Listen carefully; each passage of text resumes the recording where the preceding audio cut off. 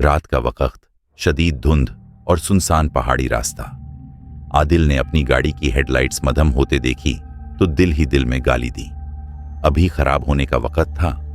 वो और उसके 3 दोस्त हमजा, फायजा और सदफ मरी की सैर पर निकले थे। उनका इरादा था कि वो एक मशहूर होटल में क़याम करेंगे जो अपने कदीम तर्ज तामीर और बर्फ से ढकी वादी के नज़ारों के लिए जाना जाता था। मगर शायद उन्हें ये मालूम नहीं था कि वो होटल अपने नज़ारों से ज़्यादा अपनी खौफनाक कहानियों के लिए बदनाम था। होटल में दाखिल होते ही होटल की इमारत काफ़ी पुरानी लग रही थी, जैसे किसी वीरान किले को दोबारा आबाद कर दिया गया हो। इस्तेकबालिया पर बैठा बुढ़ा मैनेजर उनके दाखिल होते ही चौंक उठा। आप लोग किस कमरे में ठहरेंगे? आदिल ने पर्ची निकालकर कहा, कमरा नंबर 306। बूढ़े के चेहरे पर हवाइयां उड़ने लगीं। बेटा, वो कमरा काफी दिनों से बंद पड़ा है, क्या आप दूसरा कमरा लेना पसंद करेंगे? सदफ हंस पड़ी। अंकल, हम भूतों से नहीं डरते, आप बस चाबी दें।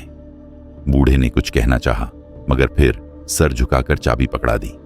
ठीक है, मगर रात को अगर कुछ अजीब लगे तो फौरन नीचे आ जाना, दरवाजा अंदर से बंद मत करना।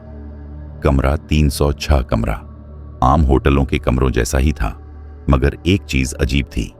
हवा में बासांध भरी हुई थी, जैसे किसी बंद कमरे में पुरानी लकड़ी और नमी की बू बसी हो। सदफ ने हंसते हुए कहा, यार, ये कमरा तो वाकई कुछ अलग सा लग रहा है। हमजा ने दरवाजा बंद करते हुए चमकती आंखों से कहा, कहीं वाकई कोई भूत ना हो। फायजा ने तकल्लुफन हंसते हुए कमरे का जायजा लिया। यार, मुझे लगता है ये बस हमारा वहम है। मगर वो नहीं जानती थी कि ये वहम नहीं, हकीकत थी। रात के 3 बजे आदिल की आंख खुल गई। किसी ने दरवाजा खटखटाया। वो उठकर बैठा और गौर से सुना। बाहर कोई था। धीरे धीरे दरवाजे को नाखूनों से खुरचने की आवाज आ रही थी, जैसे कोई अंदर आना चाहता हो। आदिल ने बाकी दोस्तों को जगाने के लिए सदफ को हिलाया, मगर जैसे ही उसने सदफ का चेहरा देखा, उसके होश उड़ गए। सदफ की आंखें खुली हुई थीं, मगर वो सांस नहीं ले रही थी। उसके होंठों पर खून की लकीर थी और उसका जिस्म बेजान पड़ा था। सदफ! बाकी सब हड़बड़ा कर उठ बैठे। क्या हुआ?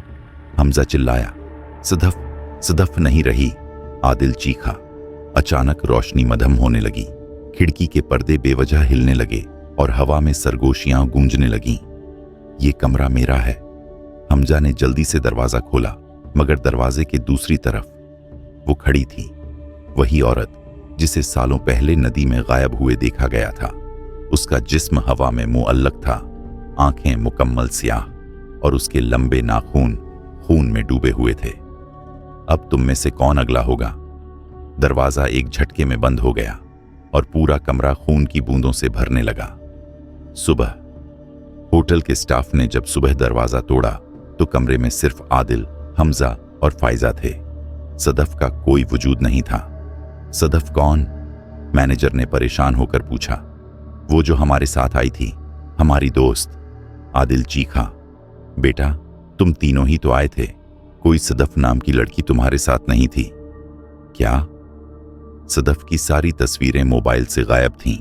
उसका सामान कहीं नहीं था और होटल के रिकॉर्ड में भी उसका कोई इंदराज नहीं था। सदफ कभी थी ही नहीं, या शायद वो हमेशा से यहीं थी, कमरा नंबर 306 में।